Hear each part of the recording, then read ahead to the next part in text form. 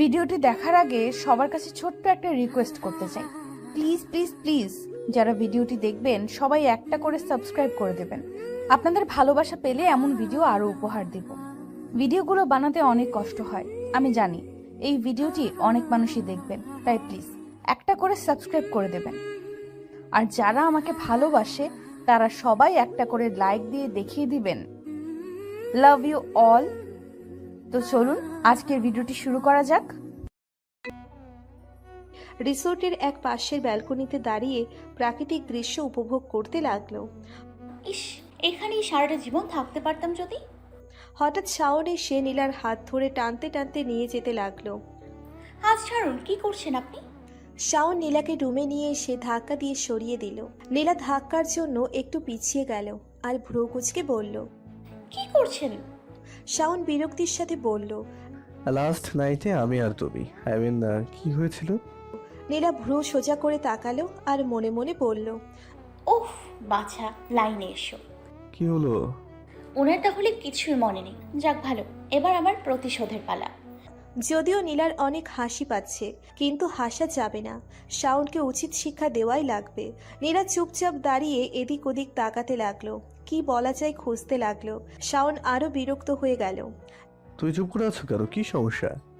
নীলা এবার আর সত্যি হাসি থামিয়ে রাখতে পারল না, তাই বাম হাত দিয়ে নিজের মুখ চেপে ধরলো। শাওন অবাক চোখে তাকিয়ে রইল। আহারে, অনেকে অনেক মায়া হচ্ছে, কিন্তু এটাই ওনার জন্য উচিত শিক্ষা। নীলারও এমন লেগেছিল যখন নীলা জানতে পারেনি যে নীলার জামা কাপড় কে খুলেছিল। তাই আপনিও জানতে পারবেন না যে আপনার জামা কাপড় কে খুলেছে। নীলা জিজ্ঞেস করলেই মানে মানে করতেন না, এবার বুঝুন কেমন লাগে যখন গত রাতে কি হয়েছিল তা মনে না পড়ে। শাওন নীলার দিকে গম্ভীর চোখে তাকিয়ে বলল। আরে কি হলো? নীলা হাসি মোটামুটি আটকে রেখে বলল। মানে? শাওন রেগে এক পা এগিয়ে এসে বলল। তুমি খুব ভালো করে জানো আমি কিসের কথা বলছি। নীলা একটু লজ্জা পাওয়ার ভান করে তাকালো। সাথে সাথে শাওনের মুখের অবস্থা দেখার মতো হয়ে গেল, কিন্তু আমার কি যে হাসি পাচ্ছে তা আমি বলে বোঝাতে পারবো না। তাই নীলা মাথা নিচু করে নিল।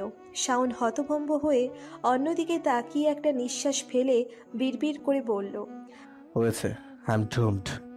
নীলা সরে এসে বিছানায় বসতে বসতে বলল। এখন আমি ঘুমাবো, দয়া করে যান, কারণ রাতে আপনার জন্য আমি ঘুমোতে পারিনি। বলেই নীলা শাওনের দিকে পিঠ ফিরিয়ে বিছানায় শুয়ে গায়ে চাদর টেনে নিল। তারপর মুখ চেপে হাসতে লাগলো আর মনে মনে বলল, বাপের জন্মে আর মানে মানে করবেন? শাওন বের হয়ে চলে গেল। আমার সত্যিই ঘুম পাচ্ছে, কারণ এটা সত্যি যে সারা রাত না ঘুমিয়েই ছিলাম। বলতে গেলে বসে বসে কাটিয়েছি। গত রাতে তো আমি নিজেও ভয় পেয়ে গিয়েছিলাম যখন উনি এত কাছে এসেছিলেন। গত রাতের ঘটনা। শাওন নীলার খুব কাছে এসে নীলার কাঁধের উপর মাথা ঠেকিয়ে দিল। নীলা কিছুক্ষণ স্তম্ভিত হয়ে রইল, তারপর ঠেলে শাওনকে সরিয়ে দিল। নীলা একটা দীর্ঘশ্বাস মুখ নিয়ে বের করে দিয়ে শাওনের দিকে তাকালো। তখনই কারেন্ট চলে আসলো। শাওনের চোখে আলো পড়তেই শাওন আস্তে আস্তে উঠে বসলো। রীতিমতো ঘামছে শাওন। এক হাত দিয়ে কপাল চেপে ধরে মাথা নিচু করে আছে। লাইটের আলোতে শাওনের সমস্যা হচ্ছে বুঝে নীলা লাইটটা বন্ধ করে দিল। তারপর বলল। আপনার কি বেশি খারাপ লাগছে? শাওন নীলার দিকে তাকিয়ে হ্যাঁ সূচক মাথা নাড়ল আর বলল। আমার তো গরম লাগছে, আমি সবকিছু খুলতে যাচ্ছি।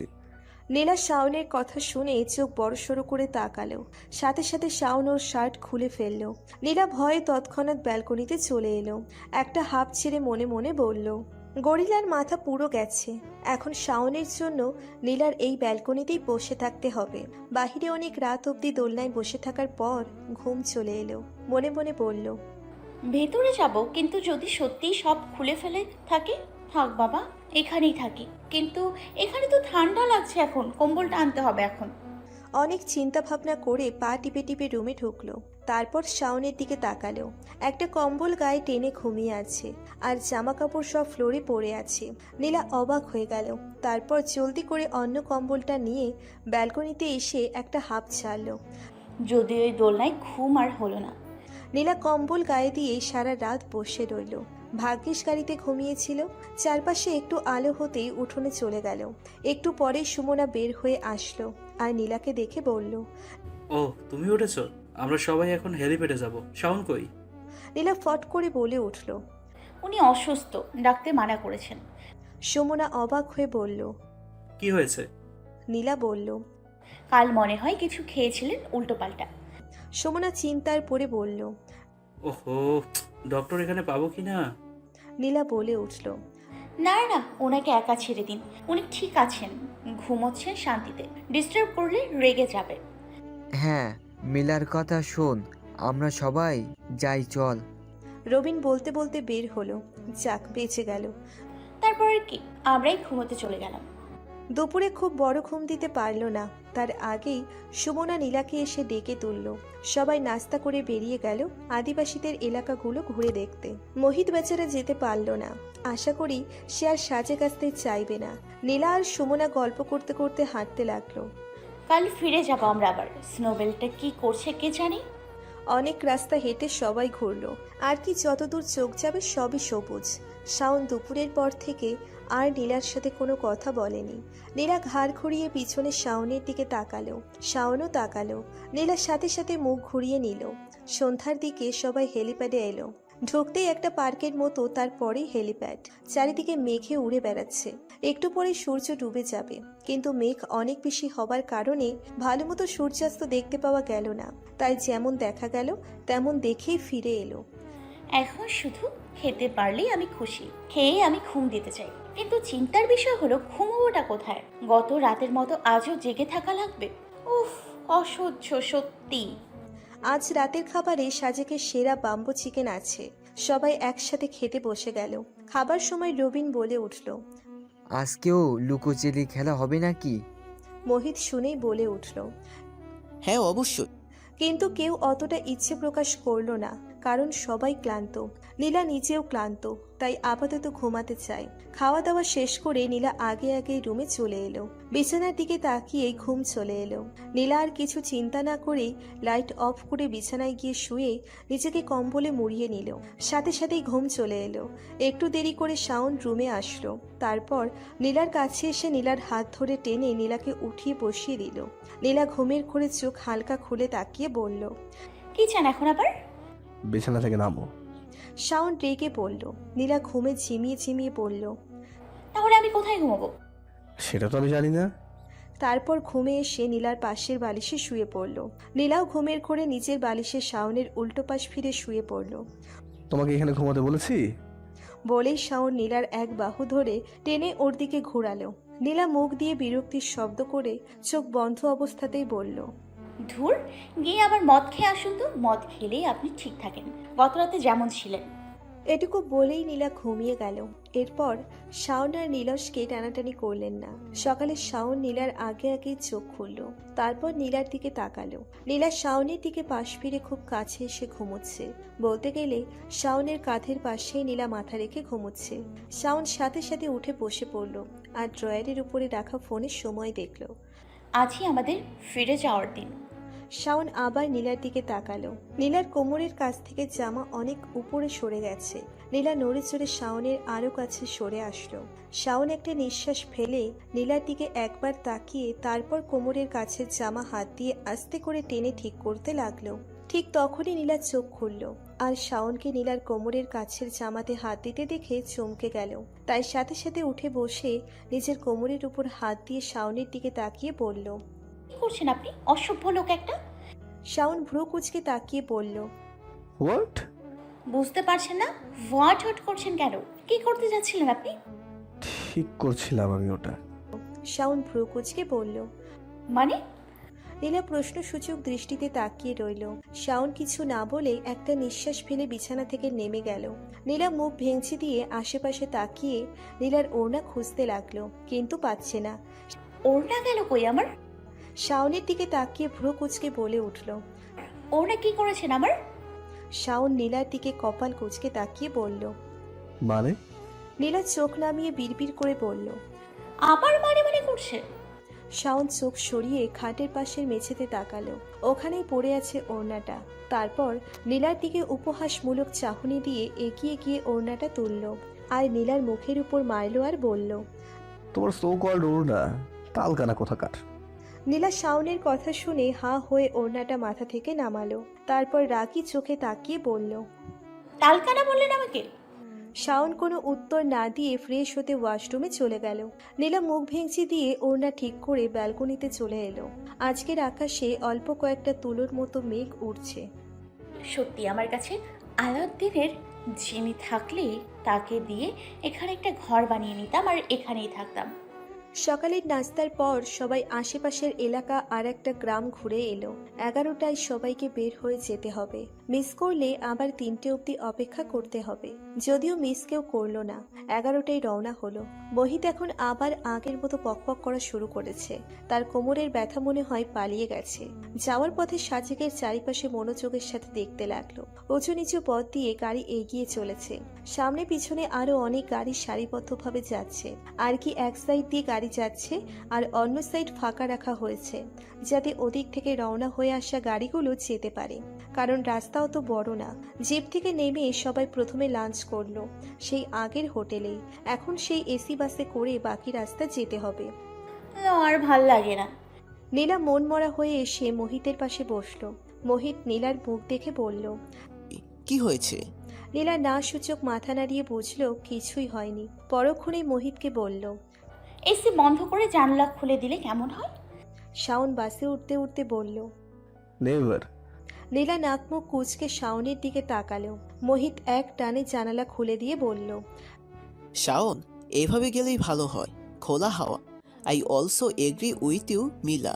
নীলা হাসি মুখে মোহিতের দিকে তাকালো। শাওন ভ্রু কুঁচকে ওদের দিকে তাকালো। সুমনা উঠতে উঠতে শাওনকে বলল। সর, এভাবে দাঁড়িয়ে আছিস কেন?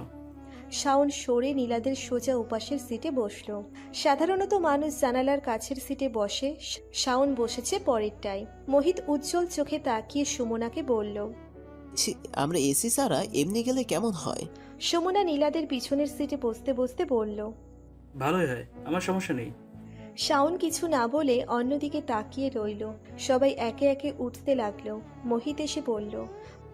তাহলে তো ভালোই। মোহিত নীলার দিকে তাকিয়ে বলল। ওয়ানা সিট বিসাইড দ্য উইন্ডো। নীলা খুশিতে মাথা নাড়ল। নীলার জানালার পাশে বসতে ভালো লাগে। মোহিত ইশারায় নীলাকে বের হতে বলল। নীলা বের হলেই তো ও বের হবে। তারপর নীলা জানালার পাশে বসতে পারবে। নীলা খুশি মনে বের হয়ে দাঁড়াতেই ড্রাইভার গাড়ি ছাড়ল।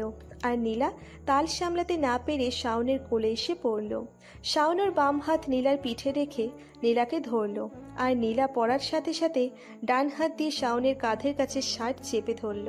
আর নীলার এক পাশের ওড়না গিয়ে পড়ল শাওনের মাথার উপর। নীলা চোখ বড়সড় করে শাওনের দিকে তাকালো। সবাই মুচকি মুচকি হাসছে। মোহিত হাঁ করে আছে। রবিন একটা হাতে তালি দিয়ে বলল। বাহ মামা, রাইট টাইমে রাইট টার্ন মেরেছো। যার জিনিস তার কাছেই চলে গেছে। শাওন নিজের মাথা থেকে ওড়নাটা নামিয়ে নীলার দিকে গম্ভীর চোখে তাকালো। নীলা একটা ঢোক গিলল। ওদিকে রবিন উঠে এসে মোহিতের পাশে বসে পড়ল। মোহিত বের হবার জন্য দাঁড়িয়েছিল। রবিন বলল। ভাই তুই বসে পড়, দুজন আজ এক জায়গায় থাকুম। মোহিত হাসি দিয়ে মাথা নাড়িয়ে বসে পড়ল। তুমি এইভাবে বসে থাকতে যাচ্ছ? নীলা হকচকিয়ে গেল। তারপর চোখ বড়সড় করে না সূচক মাথা নাড়ল আর উঠে দাঁড়ালো। শাওন নীলার দিকে তাকিয়ে নিজের কাঁধের কাছে শার্ট ঠিক করলো। শাওন, বের হয়ে ওকে ঢুকতে দে। নীলা এদিক ওদিক তাকাতে লাগলো। শাওন উঠে দাঁড়ালো আর ভ্রু কুঁচকে নীলার দিকে তাকালো। নীলা আস্তে আস্তে ঢুকে জানালার পাশে বসলো। শাওন নীলার পাশে বসলো। নীলা আর চোখে শাওনের দিকে তাকালো। শাওন ওর সামনের সিটে দৃষ্টি আবদ্ধ রেখেছে। নীলা একটা নিঃশ্বাস ফেলে মনে মনে বলল।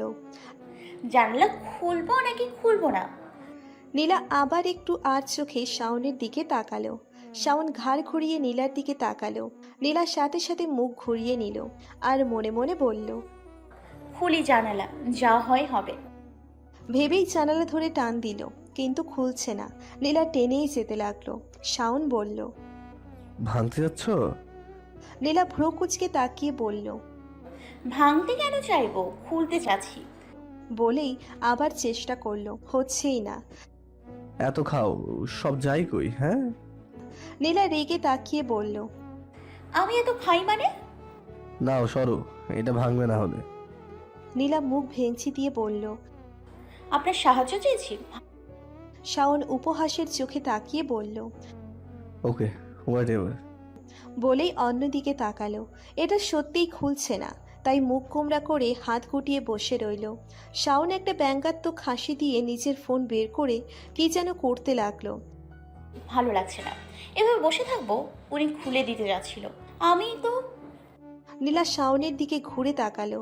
শাওন মনোযোগের সাথে ডান হাতে ফোনটা নিয়ে বাম হাতের একটা আঙ্গুল দিয়ে স্ক্রিন স্ক্রল করে সিরিয়াস হয়ে কিছু পড়ছে।